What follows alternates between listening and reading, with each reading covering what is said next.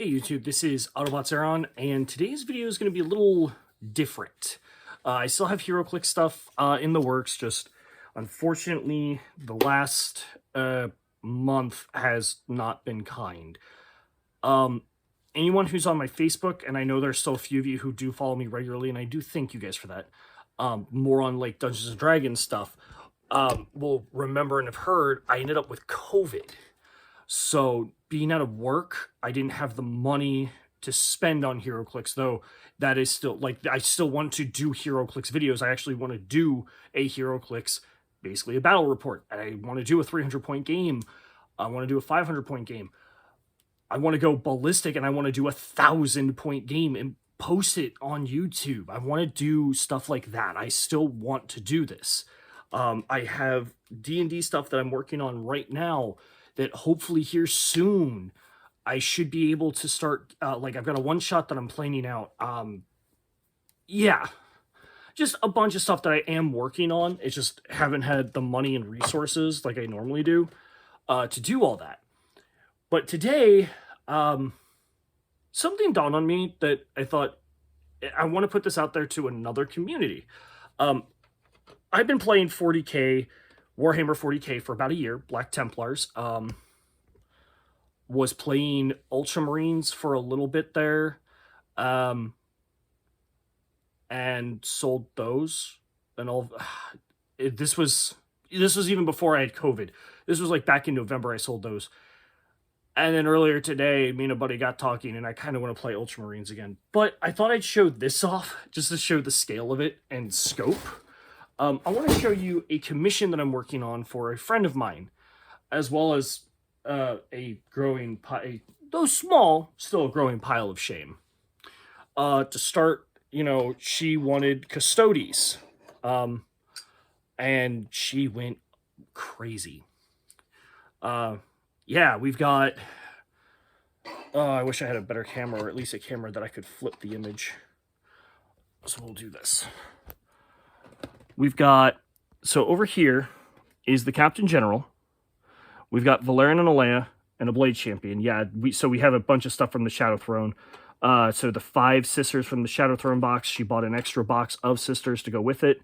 Total of 20 Custodian Guards, 2 of the Vexlas, and 2 of the Praetors is what she wanted assembled just for look.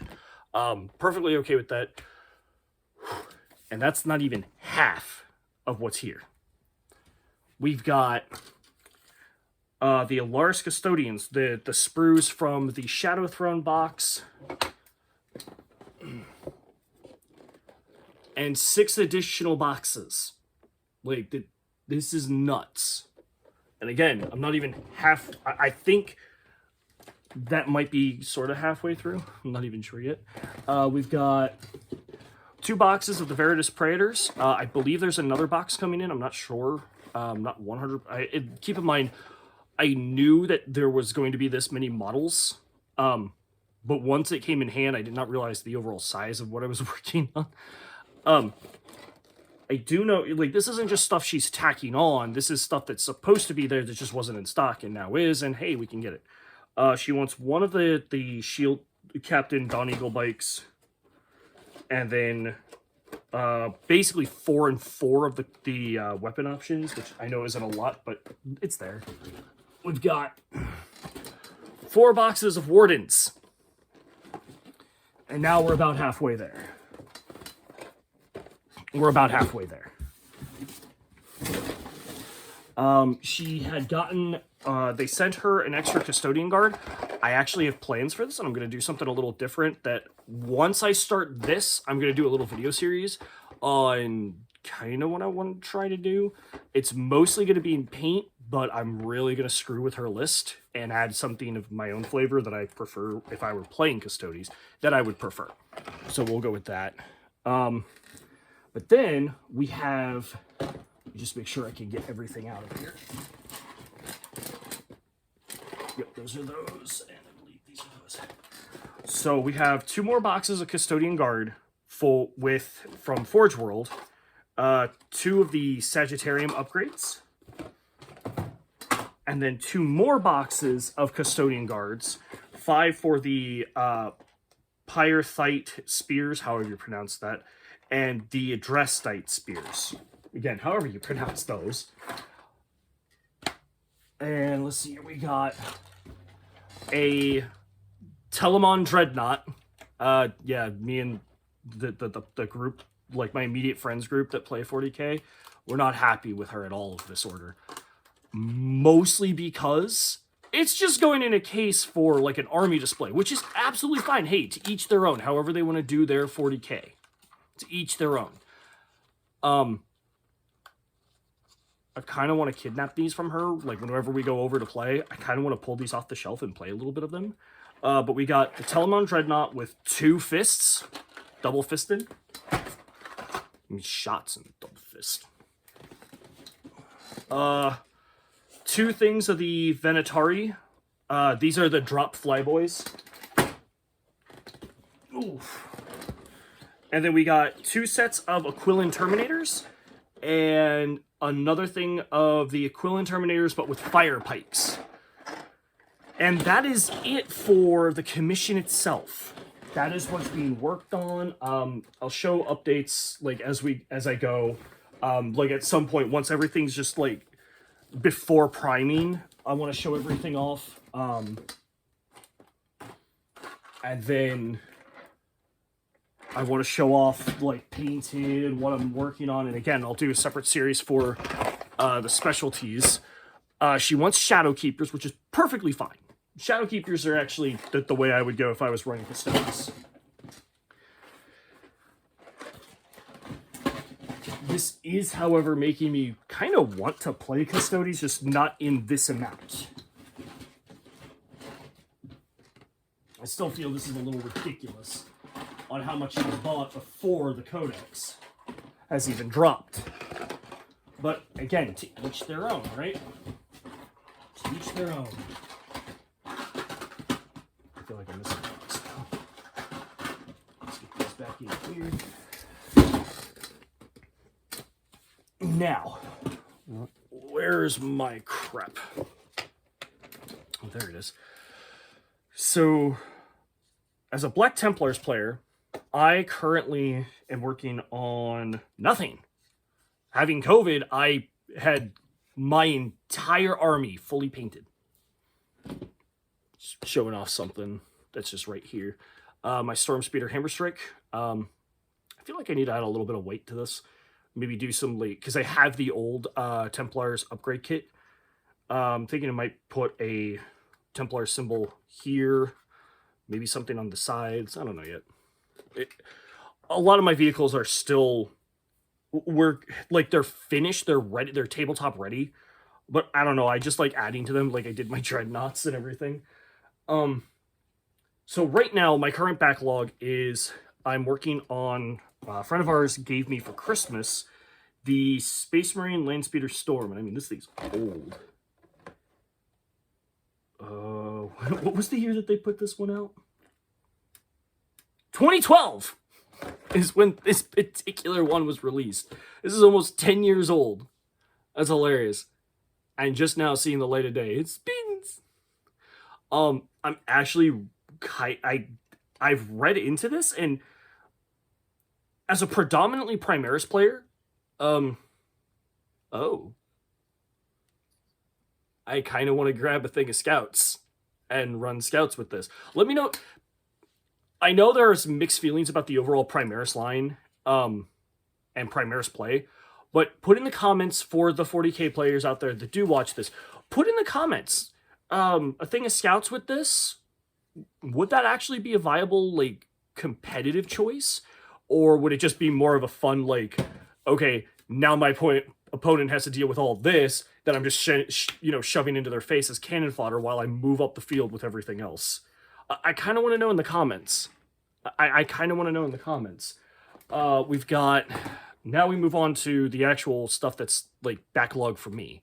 Yeah, I'm backlogged on my friend's commission, which, yeah, I'm being paid well, very well to work on this. We have the Holiday Box 2021. I thought last year's box was fun. I don't know, I kind of like this one better. And then at the same time, I grabbed I've got 2 of these. I grabbed 2 of these. Yeah. I'm really happy about this. I'm really excited when I get the chance to work on this. I have a lot of Phobos stuff. I thought they were good. I thought they were fun. But it wasn't until I got this that I had read about what, like, heavy intercessors, assault intercessors, or not assault intercessors, I'm sorry, heavy intercessors and regular intercessors, what they can really do. And getting ready to start playing more, instead of just playing like open play and just, me and a buddy just killing each other on the board, we're finally getting ready to start playing match play. Like, we want to do that. I think my force is going to be predominantly intercessors and the heavies. I really do. And it's part of the reason that kind of makes me, when we were talking about that, it's part of the reason that kind of makes me want to start playing Ultramarines again and use that as like my match play army. And then when I just want to bust somebody's face in for fun, I'll run my Black Templars. But I don't know. I've got a game tomorrow, so I can, like, against a player in the community in my area, Western Mass. We're going to go play a game, and I'm going to get to practice what I currently have for Black Templars ready to go.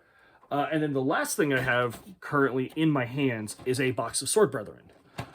These are, pound for pound, I think the best Black Templar, like, infantry unit you can get right now on the market. Since recovering from COVID, I've been able to play one small game. We did, I think it was like 750 points, barely. I had a 5-man unit of these, of the Sword Brethren, with Chaplain Grimaldus, and he was just right there, just in range to say, hey, you guys get a second vow. Ignoring those passions is huge. Getting the Sword Brethren to ignore those passions is huge. Is it always going to be a benefit to double them up? If you have the points to do it, go nuts. But just the initial vow you pick, them ignoring the passion, is huge. And I've been mostly using the 5-up Invuln save. I think a lot of the Black Templars players have been playtesting that one the most. Them getting the cover back is great. And then the friend that I'm doing the commission for, and I'll show those when they come in, is getting me as my Christmas present. I knew about it, but she just officially ordered them. The Combat Patrol for Black Templars. Another Redemptor Dreadnought. I have a project that I'm working on. I don't want to show that off just yet. As well as a Deredeo Dreadnought, which there is a match play list that I'm really excited. I think the Deredeo in 9th edition, and I have playtested it, I think the Deredeo Dreadnought is actually going to be better than the Leviathan Dreadnought. And that's just those two particular. Long term, I think it's going to be on a competitive scale with the Redemptor, but until I officially have that in hand and start like playing the Redemptor and the Deredeo more consistently and on the same list, I don't know yet. I just think the Deredeo may be the better option, not just cheap wise or price wise, but competitively. I think it's just going to be the better one. Yeah, am I missing anything that I wanted to show? Nope, that's it. All right, when those come in, I'll show you guys, what's there. I'm not going to be working on any of my Black Templar stuff, so this backlog is just going to grow and grow and grow, and when it's time to start working on it, I'll show off what it looks like once I start it.